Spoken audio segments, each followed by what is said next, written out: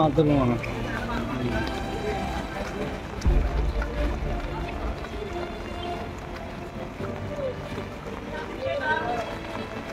এই তো চালুদ্দিন কম্পিউটার উনি এখন খুব মজা মাস্তিতে আছে।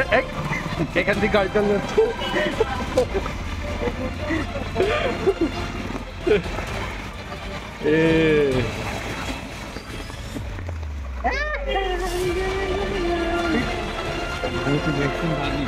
বাইরে ফানির কি ডল রে, এটা এগুলো পাহাড়ি ফানি বুঝছেন? এই সাইডে ফানি, এই সাইডে বিলে, এই সাইডে পানি ঢোকে। হ্যাঁ এই সাইডে ফানি, এখানে আবদ্ধ ফানি না, ওই দিক থেকে আসে, পশ্চিম পশ্চিম দিক থেকে আসে। ওই যে লম্বা টিলার সম্পূর্ণ পানি এই ফানি কখন শেষ হবে, কখন যাইবে? আর আগে পাতা লাগবে।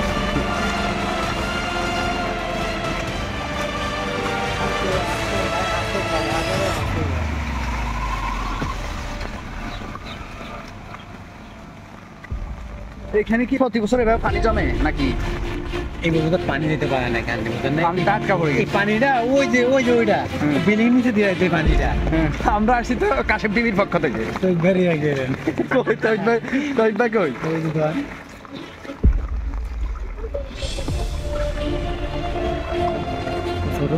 মুরব্বীদের বক্তব্য নিতে হবে। ওই হায় হায়, এদেরকে জায়গা দেন।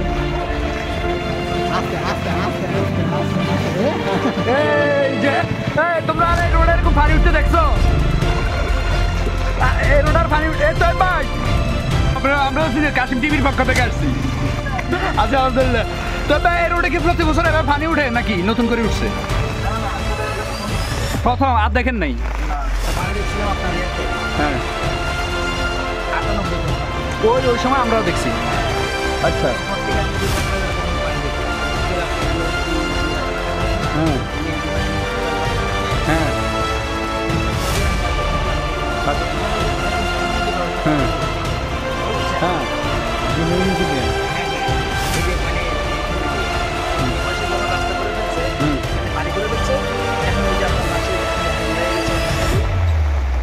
এদিকে যারা বসবাস করে তারা কোনো ব্যবস্থা নেয় না। এই জন্য আজকে অর্থাৎ এইদিকের পানি এখানে আবদ্ধ পানি না, এটা তো পশ্চিম দিক থেকে সীতাকুণ্ডের ওই দিক থেকেও আসে নাকি? এটা সম্পূর্ণ বৃষ্টির পানি। বৃষ্টির পানি? এই যে চা রাস্তাটা আছে না, হ্যাঁ এই যে পানিটা চতুর্পাশে যে রাস্তাটা আছে, হ্যাঁ এই রাস্তাটার পানিগুলো রাখতে রাখছে। আচ্ছা কথা বুঝছেন? হ্যাঁ বাড়ি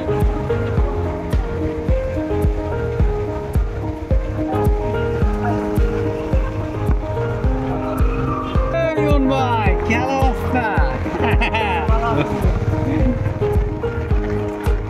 আচ্ছা, সাগরে ছিল 1 নাম্বার সতর্কতার সংকেত আজ কদিন পর্যন্ত। আজকে কিছুদিন যাবৎ প্রায় 4 থেকে 5 দিন 1 নাম্বার সিগন্যাল দেখে যেতে বলা হচ্ছে, আবার কখনো কখনো 3 নাম্বার সিগন্যাল। কিন্তু অতিরিক্ত বৃষ্টির কারণে এখানে জলাবদ্ধতার সৃষ্টি হয়েছে। জলাবদ্ধতার সৃষ্টির কিছু কারণও রয়েছে, নির্দিষ্ট কিছু কারণ। জলাবদ্ধতা সৃষ্টির নির্দিষ্ট কারণ হচ্ছে এখানে এক পাশে অপরিকল্পিতভাবে মানুষ বাড়িঘর নির্মাণ করে। এই পাশে যেমন এই পাশে দেখা যায় পানি খুব কম, এই পাশে পানি একদম টইটম্বুর। যার নির্দিষ্ট কারণ হচ্ছে এখানে পশ্চিম পাশের মানুষ পূর্ব দিকে যারা বাড়িঘর নির্মাণ করেছে তাদেরকে কখনো বাড়িঘর নির্মাণের সময় নির্দিষ্ট পরামর্শ দেন নাই, কিংবা অন্য পরামর্শ দিলেও কেউ মানেন নাই। এই যে আরেকটা বাড়ি, এটি হচ্ছে মুক্তিযোদ্ধার বাড়ি। তো মুক্তিযোদ্ধার কথাটা আমরা আসলে নিতে চাইনি, তারপরে নিছি, কারণ এটি এখন খুবই সেন্সিটিভ একটি বিষয়। মানুষ এখানে বাড়ি থেকে বের হতে পারছে না। আজকে টিপ টিপ সারাদিন বৃষ্টি হচ্ছে, কখনো থামছেই না। জনজীবন বিপর্যস্ত, মানুষের ঘর বাড়ি প্রায় অনেকের ঘর বাড়ি ডুবে গেছে। এই যে এখানে মানুষ ঘর ছেড়ে চলে গেছে, এখানে থাকার মতো কোনো পরিস্থিতি নেই, মানুষ রান্না করে খাওয়ার মতো এখন কোনো পরিস্থিতি নেই। স্থানীয় প্রতিনিধি আছে, তাদের অপসারণের কারণে স্থানীয় মানুষকে ত্রাণ দেওয়া যাচ্ছে না, মানুষের পাশে দাঁড়ানো যাচ্ছে না। সরকারি ত্রাণ থাকলেও যথাযথভাবে অসহায় মানুষের কাছে পৌঁছচ্ছে না।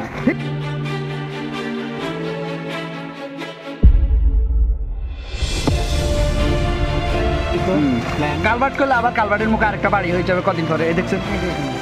এখন কালভার্ট দিতে হলে দুইজনের জায়গার একটা সীমানা, হ্যাঁ, দুইজনের জায়গার মাঝখানে সীমানা নির্ধারণ করতে হবে। হ্যাঁ, এখানে আর একটি কালভার্ট খুবই প্রযোজ্য।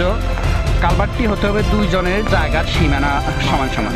যেমন মানুষ বাড়িগুলোর পাশে একটা সীমানা প্রাচীর দেওয়ার পরেও যেন একটু জায়গা পানি চলাচলের জন্য কিংবা পানি নিষ্কাশনের জন্য যেন খালি থাকে, সেই পরিকল্পনা মোতাবেক কাজ করতে হবে।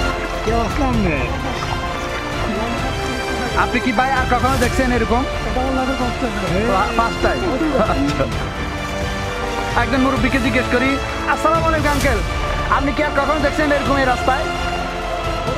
কোনোদিন দেখেন নাই, তাহলে এই ফার্স্ট। এই যে বাবু, তোমার বাড়ি কোথায়? তোমার বাসা কই? এই যে বাচ্চাটা কথা বলতে চাচ্ছে না আমাদের সাথে। ভিজবে না, ভিজলে জ্বর হবে। যাও যাও যাও তাড়াতাড়ি।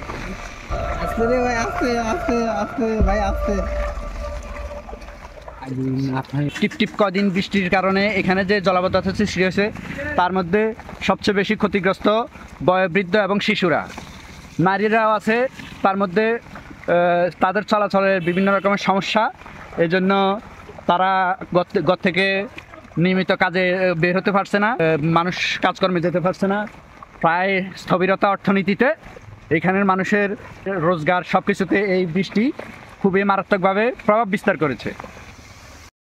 এই যে একটা বাবু, এই যে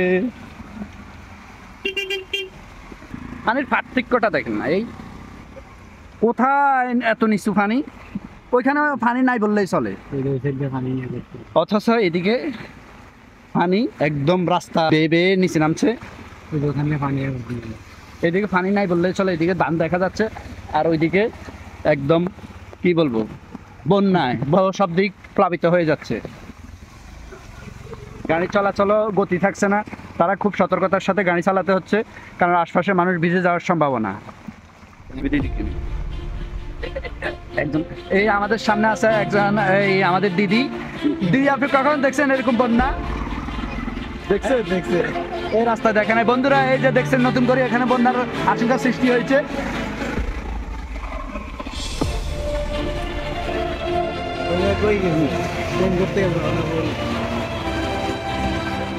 এই বৃষ্টির কারণে এই এলাকার জনজীবনে আসছে স্থবিরতা, মানুষ কাজকর্ম ছেড়ে এখন বাসায় বসে আছে। কিন্তু একজন মানুষ কেন যারা আসলো বুঝতে পারছি না। ও এখন আমরা ওনার মন্তব্য জানতে চাই। ভাইজান, এই যে ভাইজান, এই আমরা আচ্ছা আচ্ছা, এখন তো স্থানীয় প্রতিনিধি, মানে আপনাকে এখন কোনো সাহায্য করা যাচ্ছে না, নতুন প্রতিনিধি আসুক। আচ্ছা।